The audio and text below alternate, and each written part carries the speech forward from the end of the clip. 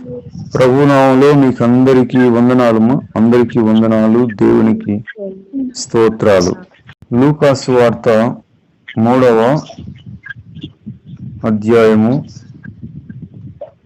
23వ వచనం నుండి 38 వచనాల వరకు యేసుక్రీస్తు వంశావళి గురించి వ్రాయబడి ఉన్నది. మత్తయి సువార్తలో అబ్రహాము నుండి వంశావళిని మొదలుపెట్టాడు. లూకాసు వార్తలో యోసేపు కుమారుడని ఎంచబడని చెప్పి యోసేపు నుండి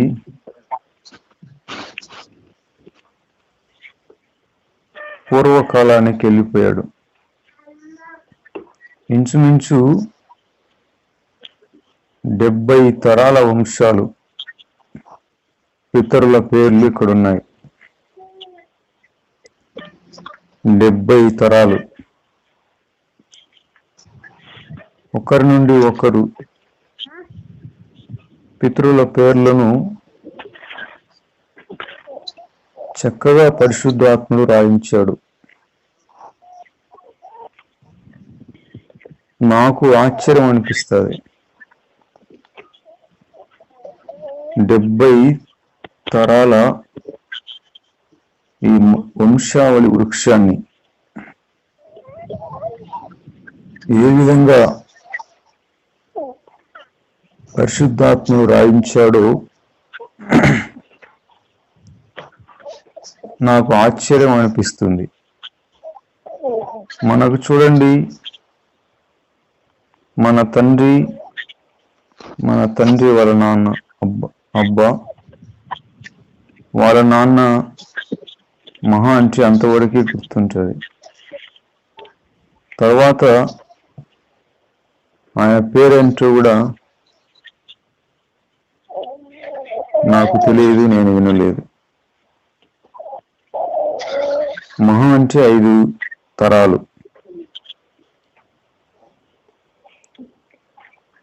పెద్దవాళ్ళు చెప్పటం వలన ఒకవేళ 7 తరాలు గుర్తు ఉండవచ్చు. ఈ భూమి మీద నివసించిన ఏ వ్యక్తికి ఇంత బ్యాక్గ్రౌండ్ వంశావళి వృక్షం అనేది ఎక్కడ వ్రాయబడి ఉండదు. ఇన్ని తరాల వారిని ఎంతగా జ్ఞాపకములు ఉంచుకొని చక్కగా వ్రాశారు. అబ్రహాం మొదలుకొని దావీదు వరకు 14 తరాలు, దావీదు మొదలుకొని యూదులు బబులోనుకు కొనిపోబడిన దినములు వరకు 14 తరాలు, యూదులు బబులోనుకు కొనిపోబడిన తరాలు మొదలుకొని యేసుక్రీస్తు ప్రభు వరకు 14 తరాలు. అబ్రహాము, దావీదు, ప్రభు అయిన యేసుక్రీస్తు 14 తరాల తర్వాత వీళ్ళకి 14 తరాలు గ్యాప్ ఉంది.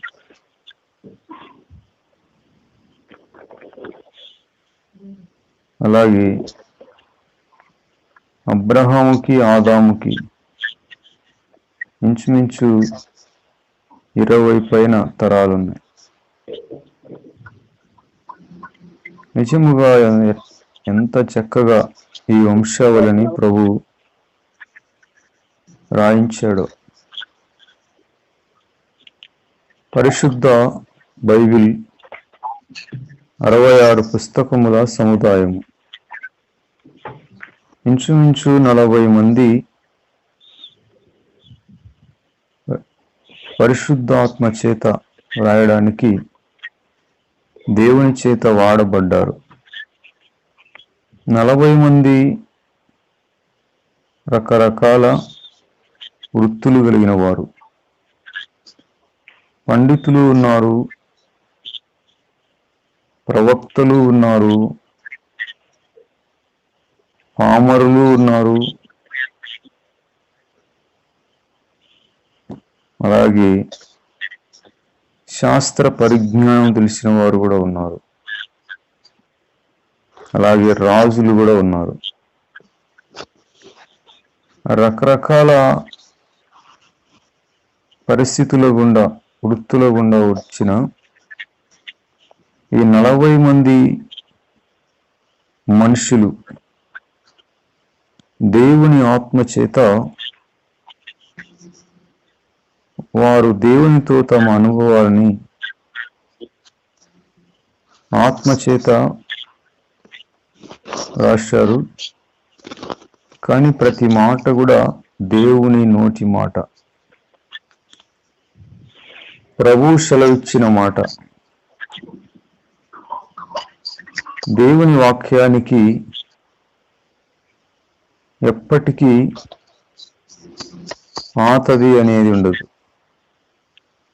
దేవుని వాక్యము ప్రతిరోజు కూడా క్రొత్తదే, నూతనముగా ఉంటుంది. దేవుని వాక్యము ప్రతిరోజు కూడా నవనూతనమే, సజీవమైనది, బలము గలది, రెండంచులుగా ఎటువంటి ఖడ్గము కంటెను వాడిగా ఉండి ప్రాణాత్మలను కీళ్లను విభజించినంత మట్టుకు దూరుచు హృదయం యొక్క తలంపులను ఆలోచనలను శోధించుచున్నది. దేవుని వాక్యము 40 మంది చేత రాయబడిన దేవుడు వాడుకున్న ప్రధాన కేంద్రము, సందేశము ప్రభువైన యేసుక్రీస్తే. ఆయన కేంద్రమై ఉన్నాడు. కనుక ప్రియమైన సహోదరులారా, పరిశుద్ధ గ్రంథములో ఇంత చక్కగా మనము ఎంతో చక్కగా క్రమముగా అట్లా కాకుండా ఆదికాండం నుండి ప్రకటన గ్రంథం వరకు చక్కగా దేవుని వాక్యాన్ని చదివితే, వింటే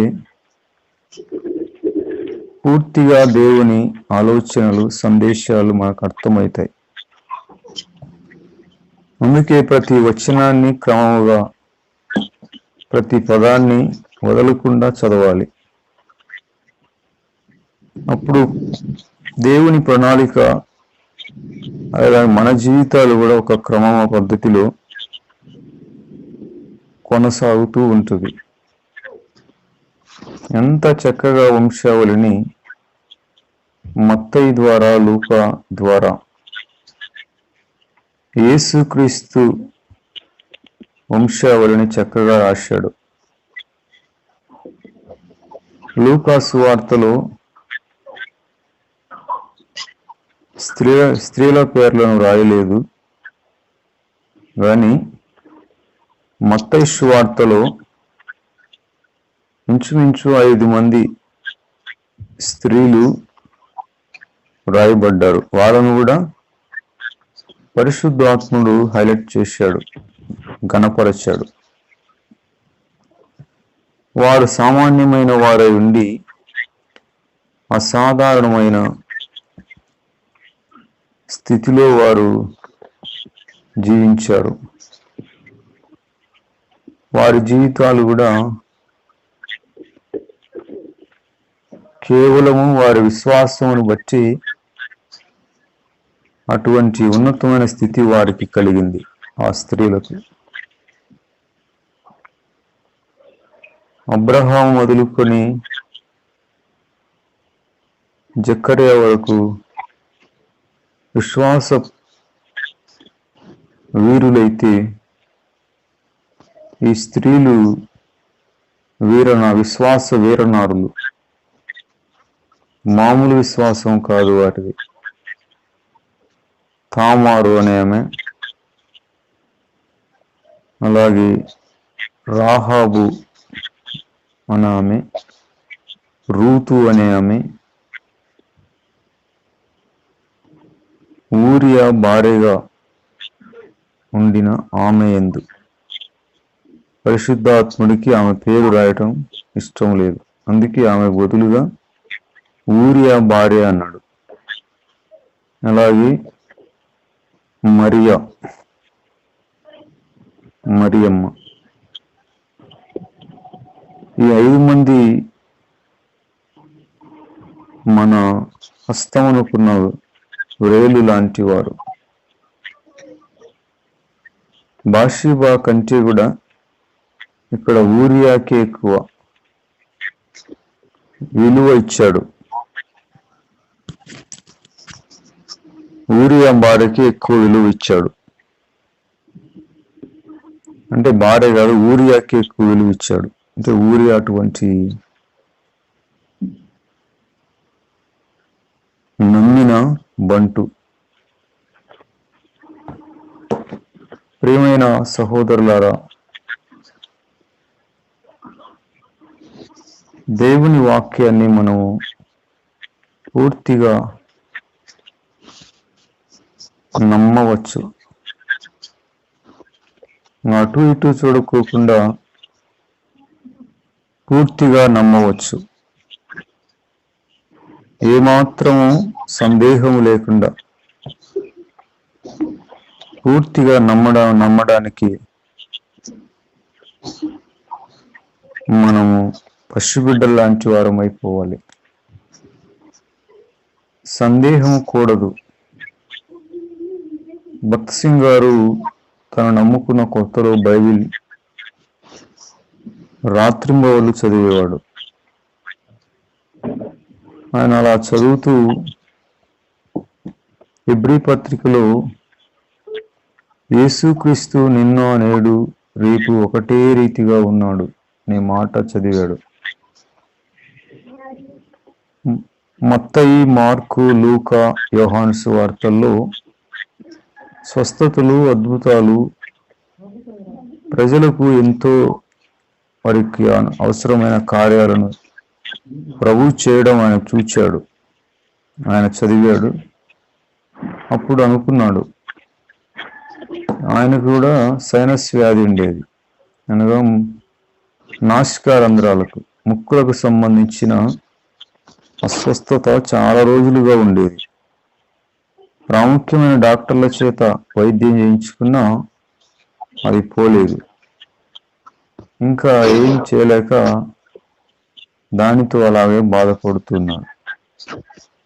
ఇంకా వైద్యానికి అది లోబడలేదు. అప్పుడు ఈ మాట ఆయన చదవగానే, మరి సువార్తల్లో ప్రభు అనేకమైన స్వస్థతలు చేసినాడని నేను చూశాను. మరి ఆయన నిన్న నేడు రేపు ఒకటే రీతిగా ఉన్నాడని రాయబడింది కదా. మరి ఆ రోజున స్వస్థత కలిగించిన ప్రభు ఈ రోజున ఈ సైనస్ వ్యాధితో బాధపడుతున్న నన్ను కూడా స్వస్థపరుస్తాడని విశ్వాసంతో, ప్రభువా మీరు నిన్న నేడు రేపు ఒకటే రీతిగా ఉన్నారని హెబ్రీ పత్రికలో నేను చూశానయ్యా, నన్ను కూడా ఈ సైనస్ వ్యాధి అంటే ముక్కులకు సంబంధించిన ఈ వ్యాధులు నిన్ను విడిపించమని ప్రార్థన చేశాడు. మరి చేశాడు, అలాగే నిద్రపోయాడు. తెల్లవారు లేచి చూసి ఇంకా మామూలుగా తను శ్వాస ముక్కులకు సంబంధించిన ఇబ్బంది పడేవాడు. ఆ రోజు లేచాడు, చూడగానే మరి పరీక్షించుకున్నాడు. పూర్తిగా మారిపోయింది. ఎంతో ఫ్రీగా శ్వాస పీల్చుకుంటున్నాడు. ఫ్రీగా నాసికారంధ్రాలు పనిచేస్తున్నాయి. ఆశ్చర్యం అనిపించింది. మనము దేవుని వాక్యాన్ని పరిశోధించి మనము అడిగితే ప్రభు తన మాటకు కట్టుబడతాడు. కాబట్టి దేవుని వాక్యాన్ని సజీవ వాక్యమని నమ్మడము ద్వారా అనేకమైన అద్భుతాలు మన జీవితంలో సమస్యలకు పరిష్కారాన్ని వాక్యంలో నుండి చూడగలం.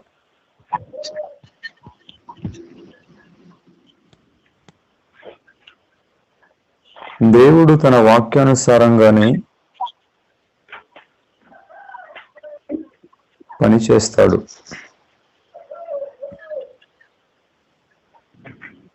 లూకా సువార్త 4వ అధ్యాయంలో ప్రభువైన యేసుక్రీస్తు నీతి యావత్తు బాప్తిస్మం పొంది ప్రార్థన చేయుచుండగా ఆకాశము తెరవబడి పరిశుద్ధాత్ముడు శరీరాకారంతో పావురం వలె వచ్చినాడు. నీవు నా ప్రియకుమారుడవు, నీ యందు నేను ఆనందించుచున్నాను అనే ఒక శబ్దం ఆకాశం నుండి వచ్చింది. యేసు పరిశుద్ధాత్మ పూర్ణుడై యోర్దాను నది నుండి తిరిగి వచ్చి 40 దినములు ఆత్మచేత అరణ్యములో నడిపింపబడి అపవాది చేత శోధింపబడుచుండెను. అరణ్యములో అపవాది చేత శోధింపబడటానికి ఆయన పరిశుద్ధాత్మ వలన త్రోషుకొని పోబడ్డాడు. పరిశుద్ధాత్ముడే ఆయన్ని 40 దినాలు ఉపవాస ప్రార్థన, అపవాది చేత శోధింపబడటానికి తీసుకెళ్ళాడు. ఆయన ఆత్మచేత అరణ్యములో నడిపింపబడి అని ఉంది. పరిశుద్ధాత్మతో నడిచే వారికి శోధనలు కూడా ప్రతి విషయంలో అపవాది శోధిస్తాడు. ప్రభువు మనలను పరిశోధిస్తాడు. మన హృదయంలో ఉన్న దాన్ని తెలుసుకోవడానికి దేవుడు పరిశోధిస్తాడు. ప్రియమైన సహోదరులారా, అపవాది కూడా ఆ రోజున యేసు ప్రభువుకి 1 నిమిషంలో ప్రపంచాన్ని చూపించాడు.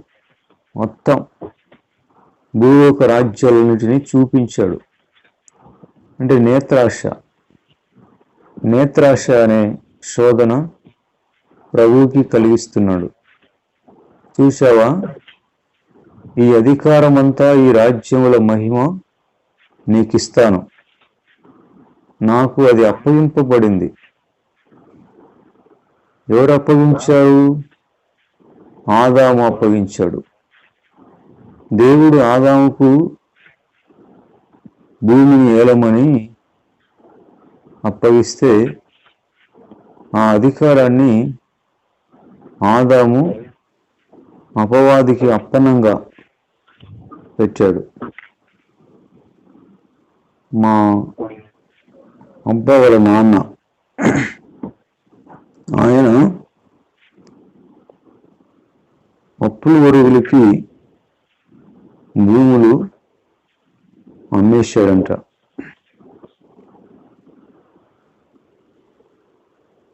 ఇట్లాంటి వాళ్ళు ఎంతో మంది ఉంటారు. వాళ్ళ ఆస్తుల్ని దుర్వ్యసనాలకి బానిసలై విలువ లేకుండా అన్వేషించుకునే వాళ్ళు చాలా మంది ఉంటారు. ఆదాము కూడా దేవుడిచ్చిన అధికారాన్ని ప్రోగ్రాం అన్నట్లుగా ఆ వ్రాయబడిన సంభవాలని చూపిస్తున్నారు. కుక్కలు చెప్పులు వెతుకుతాయి, అలాగే నీచులు ఎదుటివారి తప్పులు వెతుకుతారు.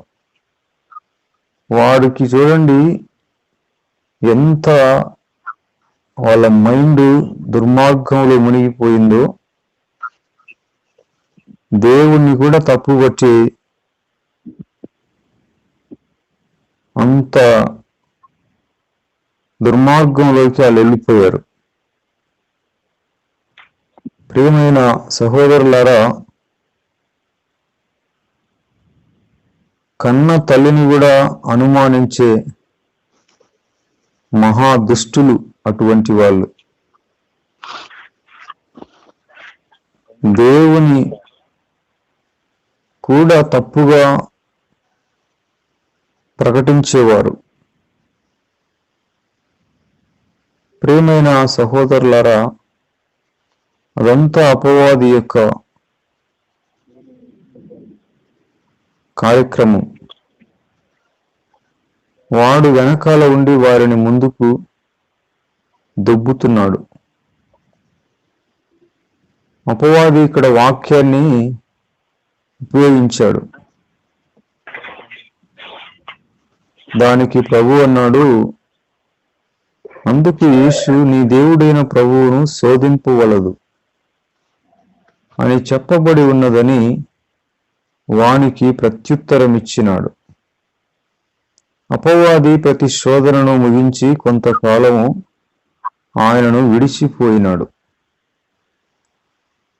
కొంతకాలం మరలా వస్తానని కొంతకాలం ఆయన్ని విడిచి వెళ్ళిపోయినాడు.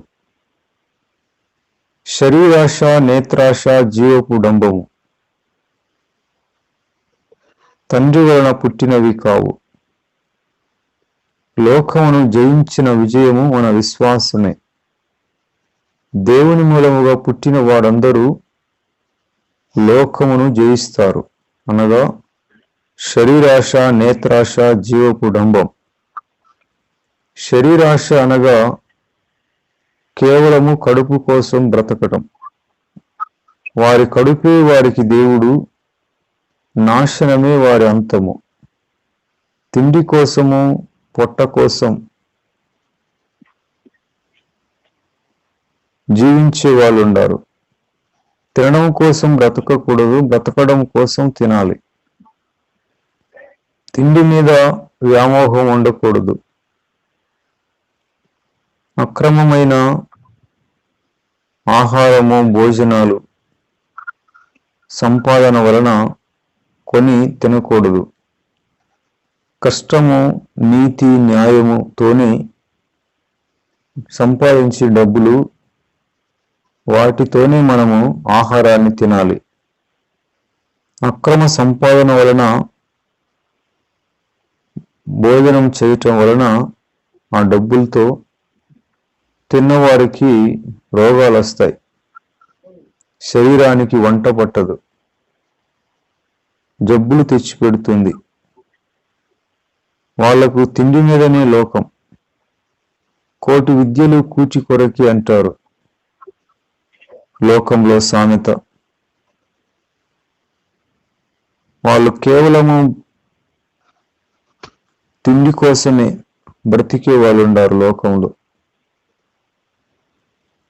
ఆహారము ప్రాముఖ్యమే, కానీ ఆహారం వలనే మనిషికి జీవితము సార్థకము కాదు. దేవుడు నోట నుండి వచ్చిన ప్రతి మాట వలన మనుష్యుడు జీవిస్తాడు. హాస్పిటల్లోకి వెళ్ళి, ఏమయ్యా మీరు తిండి లేక ఇలా హాస్పిటల్లో పడ్డి మూలుగుతున్నారా అంటే వాళ్ళు అంటారు, తిండి లేక కాదు నైనా, తిన్నాము తిన్నాము తిన్నాము, పీకల్లాగా తిన్నాము తాగాము, తిని తిని తిని ఈ శరీరాలకి లోకములో ఉండే రోగాలన్నీ వంటబట్టినాయి. తిని తిని ఈ రోగాలు వచ్చినాయి అని వాళ్ళు చెప్తారు. కానీ దేవుని మాట మన ఆత్మకు ఆహారం. దేవుని నోట నుండి వచ్చే ప్రతి మాట వలన మనుషులు బ్రతుకుతారు. సమరయ స్త్రీ జీవితం మార్చబడినప్పుడు, ఆమె ఆత్మకు క్షేమం కలిగించినప్పుడు, మిట్ట మధ్యాహ్నము ఎండవేళ అలసిపోయిన వాడై ప్రభు అక్కడ సమరయ పట్టణము దగ్గర యాకోబు బావి దగ్గర కూర్చున్నాడు. శిష్యులు భోజనం కొనడానికి పట్టణంలోనికి వెళ్ళారు. వారు భోంచేసి ప్రభువుకి ఒక పార్సల్ తీసుకొని వచ్చారు. మరి వాళ్ళు వచ్చేసరికి ఈయన సమరయ స్త్రీతో మాట్లాడుతున్నాడు. వాళ్ళు అనుకున్నారు, ఈయన స్త్రీతో ఎందుకు మాట్లాడుచున్నాడు అనుకున్నారు, కానీ ఎవరు ఆయన్ని అడగలేదు. వాళ్ళు వచ్చేలోపే ఆమె జీవితం మార్చబడింది. ఆమె పాపపు కుండను విడిచిపెట్టి తన సాక్ష్యాన్ని ఊరంతా చెప్పి ప్రభువును పరిచయం చేయడానికి తన ఊరు వాళ్ళందరినీ పిలుచుకొని వస్తుంది. శిష్యులు అడిగా, భోజనం చేయండి అంటే ప్రభు అన్నాడు, మీకు తెలియని ఆహారము నాకున్నది, తండ్రి చిత్తమును తుదముట్టించుట నా ఆహారము అన్నాడు. అనగా ఒక ఆత్మరక్షణ పొందినందుకు, ఒక ఆమె జీవితం మార్చబడినందుకు ఆయన కడుపు నిండింది. లోకంలో ఎవరైనా తల్లిదండ్రులు వారి పిల్లలకు వివాహము కానీ, మంచి ఉద్యోగము కానీ, ఏదైనా వారికి కార్యాలు జరిగితే వారికి ఆహారం కూడా ఎక్కువ తినబుద్ధి కాదు. ఆత్మతృప్తి కలిగిన వారు సంతోషంలో ఎక్కువ తినలేరు, కడుపు నిండినట్టుంటుంది. కొరతల్లో ఉండేవాళ్ళే, లేమిడిలో ఉండేవారే ఎక్కువ ప్లేట్లు తింటారు. 2 ప్లేట్లైనా ఈజీగా లాగేస్తారు కొంతమంది. దరిద్రులకి ఆకలి ఎక్కువ అవుతుంది. ఆకలి ఎక్కువ, తెలివి తక్కువ అంటారు.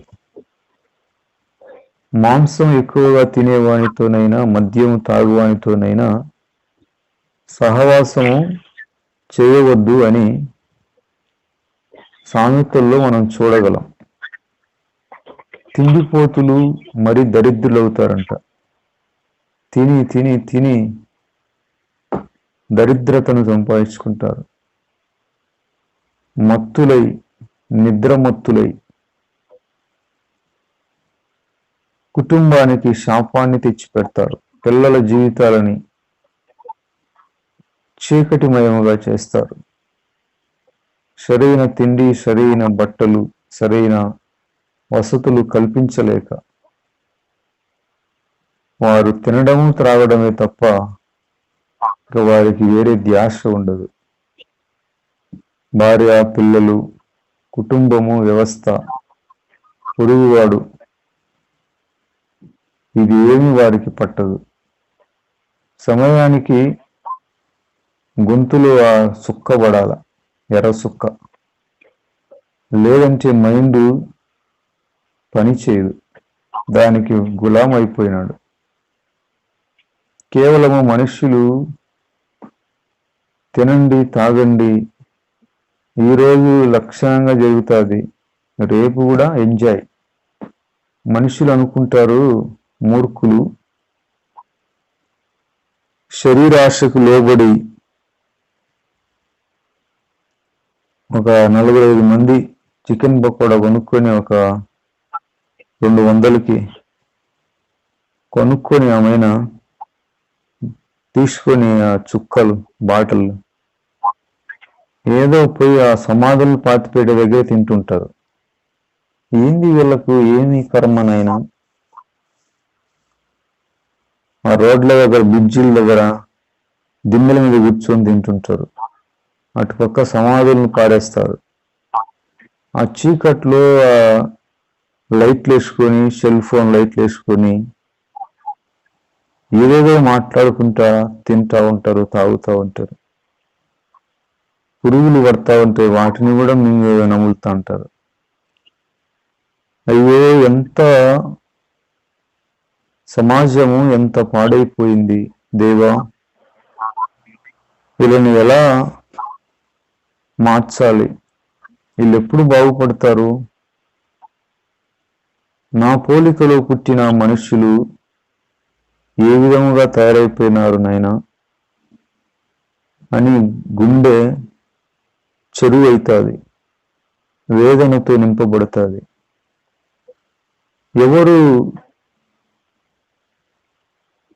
ఎవరు వీరికి సహాయం చేస్తారు? ఎలా వీళ్ళు మారుతారని, ఏ విధముగా వీరిని మార్చాలి, ఏ విధముగా వీరు ప్రభుని తెలుసుకుంటారని ఒక గుండె భారంతో నింపబడుతుంది.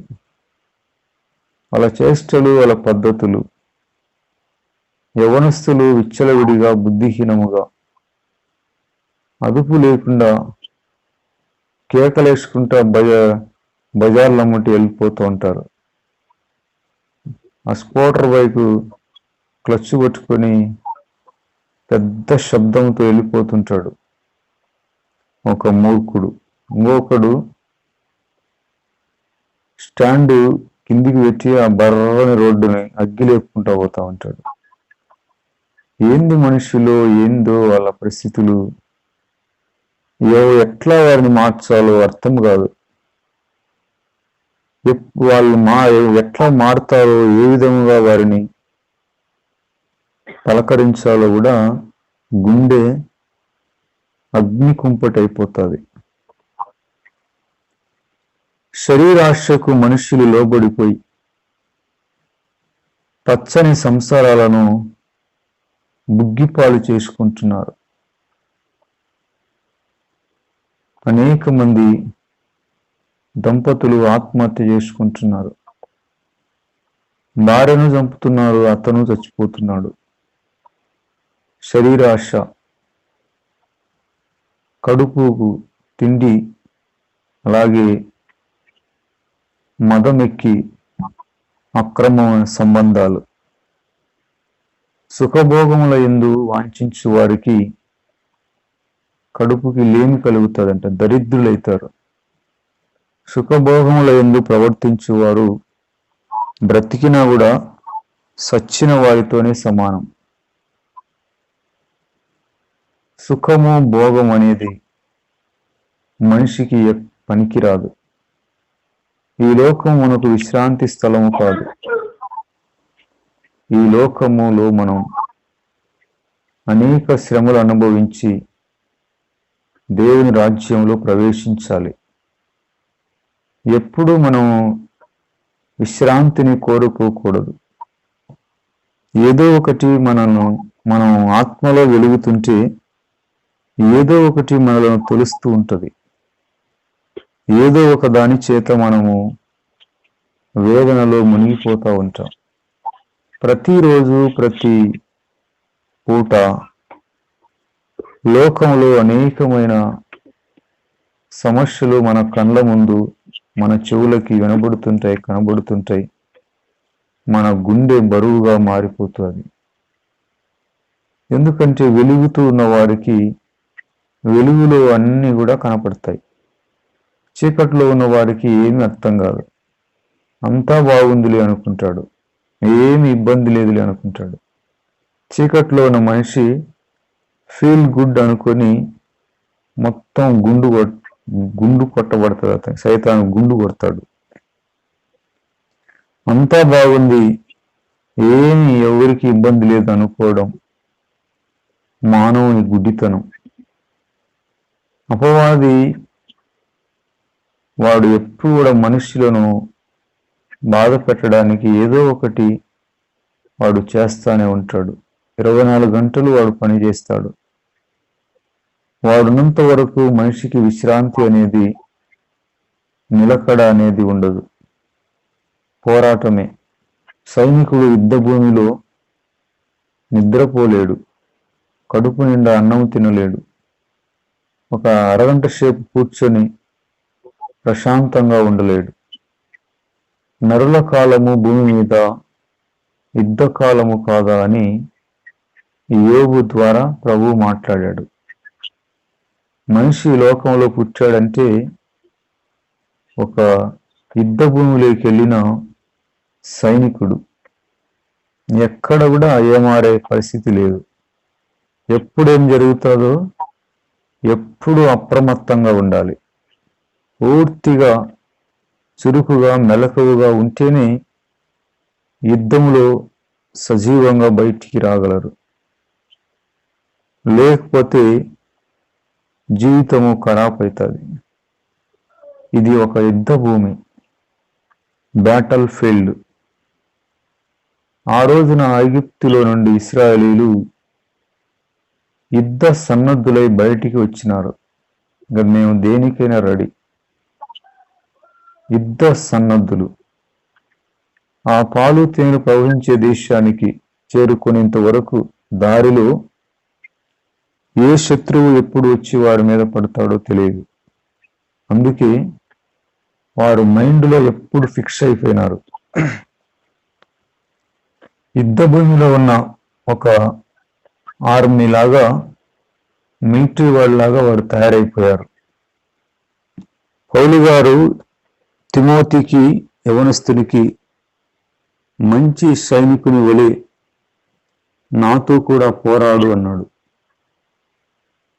మంచి పోరాటం పోరాడాలి.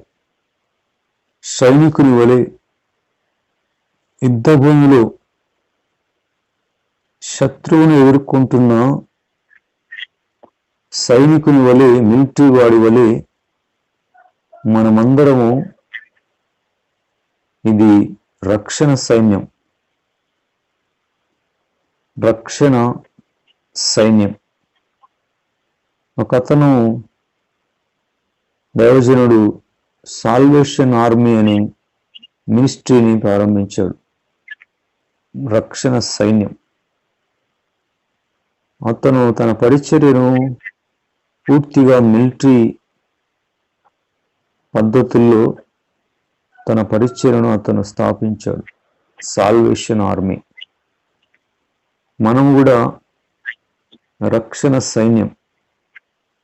యుద్ధ భూమిలో అపవాదితో ఎప్పుడు ప్రాణం పోయేంత వరకు పోరాడాల్సిందే. ఇది ఆత్మీయ పోరాటం. ఈ పోరాటం ఎన్నటికీ ఆగదు. ఇది ఆగిపోయేది కాదు. ప్రియమైన సహోదరులారా, ఆగిపోను నేను, సాగిపోవుచున్నాను. పోరాటం, ఆత్మీయ పోరాటం. ఈ పోరాటము ఆగదు. శరీరాశలతో మనం పోరాడాల్సిందే. లేకపోతే అవి ఆత్మ సంబంధముగా అణిచివేస్తాయి. యేసు ప్రభు అన్నాడు, కేవలము రొట్టె వలన మనిషి బ్రతకడు, జీవిస్తాడు అన్నాడు. కనుక ప్రియమైన సహోదరులారా, ఈ రోజున చాలా